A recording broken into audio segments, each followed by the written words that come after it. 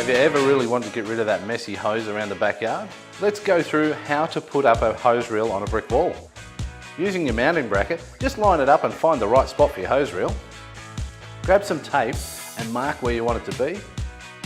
Bit of level to make sure it's vertically right. Mark it all off.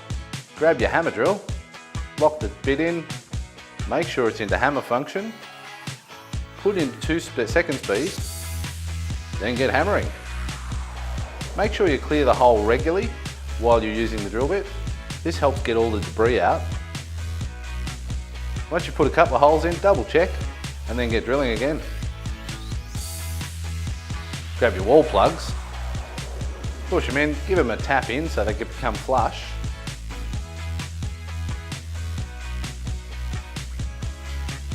Grab your bracket, your bolts, and then a great idea is to use an impact wrench to lock it all off. It's that easy. Just put your hose reel in. The only thing left to do is plug some water in and get watering. How much tidier is the yard now?